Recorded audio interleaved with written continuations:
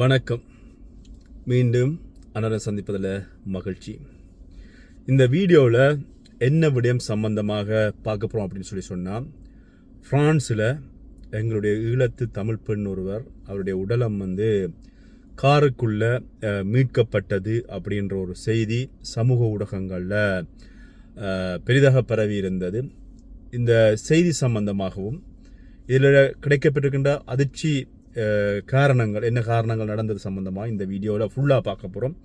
வீடியோவை ஸ்கிப் பண்ணாமல் ஃபுல்லாக பாருங்கள். உங்களுடைய கருத்துக்களையும் என்னோட பகிர்ந்து கொள்ளுங்கள்.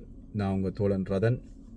அது மட்டும் இல்லாமல் உங்களுடைய பகிர்வுகள் பகிரணும் அப்படின்னு சொல்லி ஆசைப்பட்டால் 00-33-7-51-51-25-10 இதுக்கு வாட்ஸ்அப்பில் குரல் பதிவாக அனுப்புங்க. நான் நிச்சயமாக உங்களுடைய பதிவுகளை நான் பார்த்துவிட்டு நான் பகிர்வதற்கு நான் முயற்சிக்கிறேன்.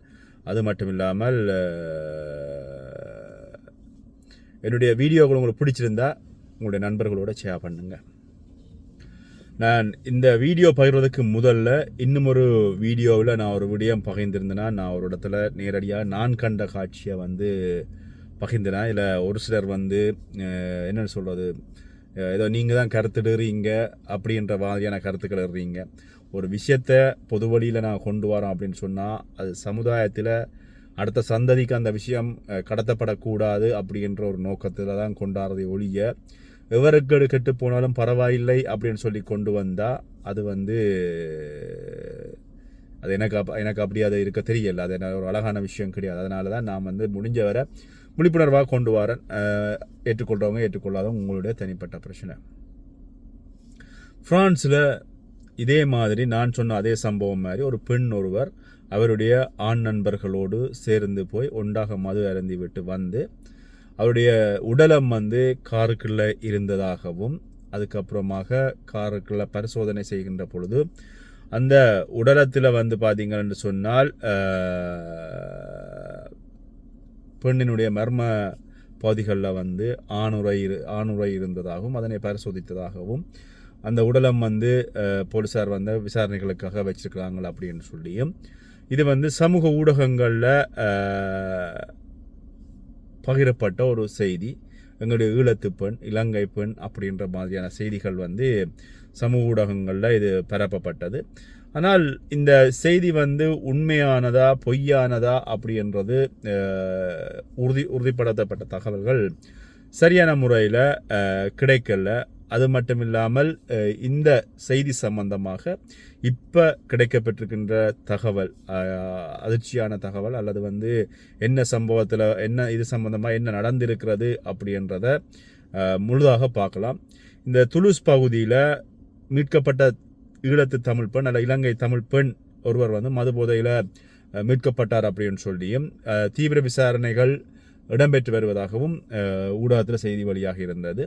இதனுடைய உண்மைத்தன்மை சம்பந்தமாக பிரான்ஸ் நாட்டுடைய காவல்துறையினருடைய ஊடக பிரிவில் தொடர்பு கொண்டு வினாவிய பொழுது இந்த செய்தி பிரான்ஸ் ஊடகங்களில் அதிகாரபூர்வமாக வெளியாகவில்லை. இது தொடர்பாக பிரான்ஸ் போலீஸாருக்கோ அல்லது துலுசில நகர பிரதான ஊடகங்களுக்கோ எந்த விதமான தகவல்களும் உத்தியோகபூர்வமாக கிடைக்கவில்லை. அந்த ஊடகங்கள் செய்திகளை வெளியிடவில்லை அப்படின்னு சொல்லியும், இந்த செய்தி வதந்தியாக இருக்க அதிக வாய்ப்புள்ளது அப்படின்னு சொல்லியும், பிரான்சில் இத்தகைய உணர்வு பூர்வமான சம்பவங்கள், குறிப்பாக இந்த பாலியல் சம்பந்தமான வன்முறைகள் இடம்பெறுகின்ற பொழுது பாதிக்கப்பட்ட நபர் எந்த நாட்டை சேர்ந்தவர் அப்படின்னு சொல்லியும், அவர் தமிழ் பெண்ணா அல்லது வேறு நாட்டவரா, மொரேசியங்காரியா அல்லது எப்படிப்பட்ட விஷயங்கள் என்னன்னு சொல்லியும் இது சம்பந்தமாக ஆரம்பகட்ட விசாரணைகளின் பொழுது ஒருபொழுதும் பகிர மாட்டார்கள் அப்படின்னு சொல்லி அது தடை செய்யப்பட்ட ஒரு விஷயமாகவும் சொல்லப்படுகிறது. எனவே சமூக வலைத்தளங்கள் அல்லது வெளிநாட்டு புலம்பெயர் ஊடகங்கள் மட்டுமே இவ்வாறான தவறான தகவல்களை பரப்பி வருவதாக சொல்லப்பட்டிருப்பதாகவும், இந்த செய்தியில் நம்பகத்தன்மை இல்லை அப்படின்னு சொல்லியும் சொல்லப்பட்டிருக்கிறது. துலுஸ் பகுதியில் கடந்த காலங்களில் பெண்களினுடைய பாதுகாப்பு தொடர்பாக சில சம்பவங்கள் பிரெஞ்சு ஊடகங்களில் பதிவாகி இருந்தன. அவற்றுடன் இந்த வதந்தியும் தவறாக இணைக்கப்பட்டிருக்கலாம் அப்படின்னு சொல்லியும் சொல்லப்பட்டிருக்கிறது. துலுசில் இரவு விடுதி ஒன்றிலிருந்து வெளியேறிய பெண் ஒருவர் காரில் வைத்து பாலியல் ரீதியாக கொடுமைக்கு உள்ளாக்கப்பட்ட சம்பவம் தொடர்பாக கடந்த காலங்களில் ஏற்கனவே இந்த தகவல்கள் பதிவாகி இருந்தது. ஆனால் அந்த பெண் வந்து தமிழ் பெண் அல்ல அப்படின்னு சொல்லியும் அது வேறொரு வழக்கு அப்படின்னு சொல்லியும் சொல்லப்பட்டிருக்கிறது. துலுஸ் பகுதியில் வந்து மது போதையில் வாகனங்கள் ஓட்டுறவங்க மற்றும் வாகன விதிமுறைகளை மீறுபவர்கள் வந்து போலீசார் வந்து சோதனை இடுகிறது ஒரு வளமையான விஷயம் அப்படின்றும் இந்த சோதனையின் பொழுது பிடிப்பட்டவர்கள் எந்த இனம் எந்த மொழி என்கின்ற தகவலை போலீசார் ஒருபோதும் பார்க்கவோ பொது வழியில் பார்க்கறதுக்கு வெளியிட மாட்டார்கள் அப்படின்னு சொல்லப்படுறது.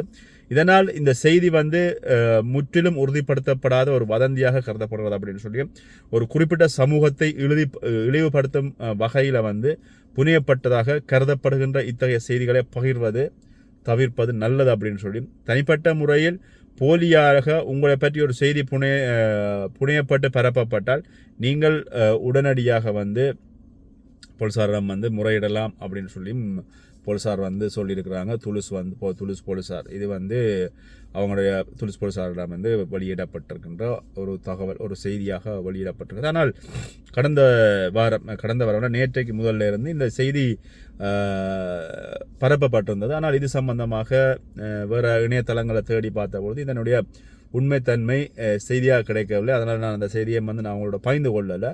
ஆனால் இன்றைக்கு இணையங்களில் இந்த செய்திகள் வெளியாகிருக்கின்றன. இது வந்து பொய்யான ஒரு செய்தி அப்படின்னு சொல்லி இணையங்களில் வெளியாகி இருக்கிறது. ஆனால் ஒரு விஷயம் இதில் சொல்லணும் அப்படின்னு சொல்லி ஆசைப்படுறேன். எங்களுடைய இலங்கை பெண்கள் குறிப்பாக இலங்கை பெண்கள் வந்து இங்கே வந்து தொழில் ரீதியாக வர்றாங்க.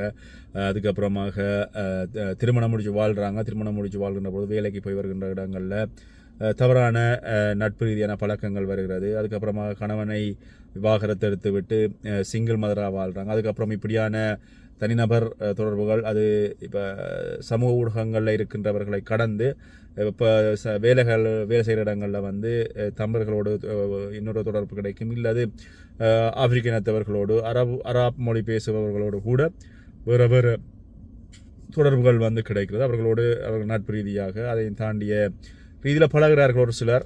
ஆனால் அதை தாண்டி இந்த மதுவுக்கு அடிமையாகி அல்லது போதை வசத்துக்கு அடிமையாகிற நேரத்தில் வந்து என்ன நடக்கிறது அப்படின்றது யாருக்குமே தெரியாத ஒரு விஷயம்.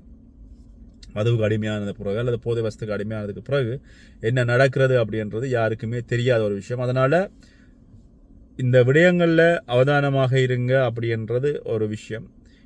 இப்போ இதில் சொல்லப்பட்ட செய்தி வேறு எங்கேயாவது நடந்திருக்கலாம் அல்லது வேறு இனத்தோருக்கு நடந்திருக்கலாம். ஆனால் வேறொரு செய்தி வேறொரு சம்பவம் நடந்ததாக சொல்லப்படுறது. ஆனால் இதை எதுக்காக இந்த கதை புனையப்பட்டது எங்களுடைய இலங்கை தமிழர்களோடு வைத்து இது புனையப்பட்டதுன்னு சொல்கிற விஷயம் தெரியாது.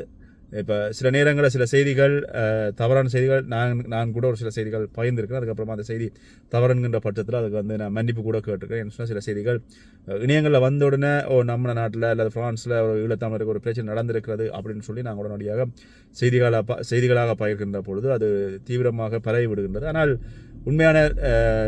உண்மையாக நடந்தது இந்த இப்போ நடந்த இந்த செய்தியினுடைய உண்மையான செய்தி இதுதான். துலுசில் இருக்கிற தமிழர்கள் அங்கேயும் வாழ்கிறார்கள். அங்கங்கே ஒரு சில தமிழ் சகோதரர்கள் வாழ்கிறார்கள். முருஷியங்காரர் வாழ்கிறார்கள். பாண்டிச்சேரிக்காரங்க வாழ்கிறாங்க. அதனால் இந்த சம்பவங்கள் எங்களுடைய தோலை ஒத்த அல்லது எங்களுடைய முகபாவனை ஒத்த தன்மையுடைய நபர்களாக இருக்கின்ற பட்சத்தில் உடனே இலங்கை தமிழர்கள் அப்படின்னு சொல்லி ஒரு கதையை இங்கே கட்டி விடுறாங்க. அதே மாதிரி இன்னும் ஒரு சம்பவம் இதில் பகிர்ந்து விடுறேன், நீங்கள் ஸ்கிப் பண்ணால் பாருங்கள். லண்டனில் ஒரு பெண் ஒருவர் தன்னுடைய பிள்ளைகளை வீட்டுக்குள்ளே வச்சு பூட்டி கொண்டு அந்த பிள்ளைகளோடு சேர்ந்து வீட்டுக்குள்ளே வந்து தீ மூட்டி இருக்கிறாங்க. எல்லோரும் சேர்ந்து தங்கள் உயிரை மாய்க்கிறதுக்காக. அந்த பிள்ளைகள் அந்த பெண் காப்பாற்றப்பட்டிருக்கிறாங்க. பெண்ணுக்கு காலில் காயம். இது என்ன சம்பவம் அப்படின்றத நான் சொல்லி விடுறேன். யாருமே இப்படி செய்யாதீங்க, அதுக்காகத்தான் இந்த சம்பவம் இதில் பகிர்ந்து விடுறேன். குறிப்பிட்ட பெண் வந்து ஏற்கனவே திருமணமானவர். எங்களுடைய இலங்கையினுடைய கிளிநொச்சி பகுதியை சேர்ந்த பெண் என சொல்லப்படுகிறது.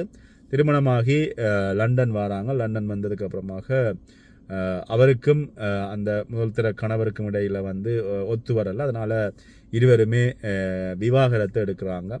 விவாகரத்து எடுத்ததுக்கு அப்புறமாக மீண்டும் அந்த பெண் என்ன செய்கிறாங்கன்னு சொன்னால் வேறொரு நபரை திருமணம் செய்கிறாங்க. அந்த பெண்ணை விட வயசு குறைஞ்சவர். ஆனால் அந்த நபர் சமூக ஊடகங்களினால் கிடைச்ச தொடர்பில் வந்து இருவருக்கும் இடையில் வந்து நட்பு காதலாகிறது. காதல் வந்து திருமணம் செய்கிறாங்க. திருமணம் செய்து இவர்களுக்கு 2 குழந்தைகள் கிடைக்கிறது. 2 குழந்தைகள் கிடைச்சிருக்கிறது. 2 குழந்தைகளோடு வாழ்க்கை நகர்ந்து கொண்டு போகிறது. இப்படியே நகர்ந்து கொண்டு இந்த வாழ்க்கை போகின்ற பொழுது அவர் குறிப்பிட்ட கணவர் வந்து பார்த்திங்க சொன்னால் உழைக்கிற காசு, அதாவது இங்கே லண்டனில் உழைக்கிற காசுகள் எல்லாத்தையும் தன்னுடைய பகுதி, தன்னுடைய தாயார், தன்னுடைய சகோதரர்கள், தங்களுடைய குடும்பங்கள், அது மாதிரி தன்னுடைய பகுதியில் வந்து கட்டிடங்கள் கட்டுறதுல இருந்து தன்னுடைய பக்கத்தை வந்து டெவலப் பண்ணியிருக்காரு. இந்த பெண்மணியினுடைய பக்கம் எந்த விதமான அபிவிருத்தியும் இல்லை. இங்கே லண்டனை பொறுத்தவரையில் அவங்களுக்கு வந்து ஒரே ஒரு வீடு மட்டும்தான் இருந்தது. லண்டனில் கடையெல்லாம் செய்து கடையிலேருந்து உழைச்சி அவர் தன்னுடைய குடும்பத்தை வளப்படுத்தி கொண்டார். அதுக்கப்புறமாக குறிப்பிட்ட இருவருமே வந்து இலங்கைக்கு போயிருக்காங்க. இலங்கைக்கு போன சந்தர்ப்பத்தில் வந்து குறிப்பிட்ட மனைவியை வந்து அவருடைய அந்த கணவருடைய தாயார் சொல்லியிருக்காங்க, இதுக்கப்புறம் அவனோட நான் உன்னை கண்டவன் சொன்னால் தேவையில்லா பிரச்சனை வரும், எங்களுக்கு நீ தேவையில்லை, நீ உன் வழியை பார்த்து கொண்டு போ அப்படின்னு சொன்ன பொழுது இந்த பெண்ணுக்கு வந்து பார்த்தீங்கன்னா பெண்ணினுடைய எல்லாம், அதாவது ஒரு உழைப்பிலிருந்து எல்லாமே வந்து குறிப்பிட்ட கணவர் சூறையாடி தன்னுடைய பகுதியை வளப்படுத்தியதுனால இவரிடம் வந்து எதுவும் இல்லை. ஆக இங்கே வீடும் வந்து விவாகரத்துக்கு போனாலும் அரைவாசி தான் வரும். இப்படியான நேரத்தில் குறிப்பிட்ட பெண்மணி என்ன செஞ்சாங்க, தானும் தன்னுடைய 2 பிள்ளைகளையும் வச்சுக்கொண்டு வீட்டுக்குள்ளே தங்கள் உயிரை மாய்க்கிறதுக்கான முயற்சியில் இதண்டி நெருப்பை கொளுத்திருக்கிறாங்க. அப்படியே நேரத்தில் வந்து அயல் வீட்டார்களோட உதவியோடு தாயார் வந்து காயத்தோட மீட்கிறாங்க. தாயார் காயத்தோட மீட்கிறதில்ல, தாயார் வந்து வீட்டிலேருந்து குதிச்சிருக்கிறாங்க. வீட்டில் குதிச்சிருக்கிற போது வீட்டுக்குள்ள 2 பிள்ளைகளை குதிக்க சொல்ல பிள்ளைகள் தாங்க குதிக்க மாட்டோம் அப்படின்னு சொல்லியிருக்கிறாங்க. அதுக்கப்புறமா அவசர பிரிவுக்கு கால் பண்ணி தாயார் காயத்தோடு காப்பாற்றப்பட்டார். அதுக்கப்புறமாக பிள்ளைகள் இருவருமே வந்து காப்பாற்றப்பட்டு பிள்ளைகள் வந்து தந்தையாரிடம் ஒப்படைக்கப்பட்டிருப்பதாக தகவல்கள் வழியாக இருக்கிறது. ஆக யோசிச்சு பாருங்க, இங்கே வெளிநாட்டுக்கு வந்து இவ்வளோ கஷ்டப்பட்டு ஒரு நிலைமைக்கு வந்துட்டு கணவன் அல்லது மனைவி இவ்வாறான வேலைகள் செய்கின்ற பொழுது அடுத்த கட்டமாக என்ன செய்கிறது அப்படின்றது உண்மையில் மிக மிக வேதனையான ஒரு விஷயம். அதனால் இவ்வாறான விஷயங்களில் மிக அவதானமாக இருங்க. இது ஒரு சமூக ஊடகத்தினால் வந்த தொடர்பினால் வாழ்க்கை சீரழிஞ்சு நிற்கிறது. முதலாவது கணவர் விவாகரத்து, 2வது கணவர் இப்படி. அங்கே மற்ற செய்திகளை வந்து பார்த்திங்கன்னு சொன்னால் மது போதைக்கு அடிமையாகி அப்படின்னு சொல்லி ஒரு செய்தி. அதனால் இப்போ அண்மை காலங்களாக எங்களுடைய இலங்கை தமிழர்கள் பற்றிய செய்திகள் கூடுதலாக வந்து கொண்டு வெளிநாடுகளில் நடக்கிற விஷயங்கள். அவதானமாக இருங்க. இந்த வீடியோக்கள் பற்றிய உங்களுடைய கருத்துக்களை என்னோட பகிர்ந்து கொள்ளுங்கள். மீண்டும் இன்னொரு வீடியோவில் சந்திக்கிறேன். நன்றி.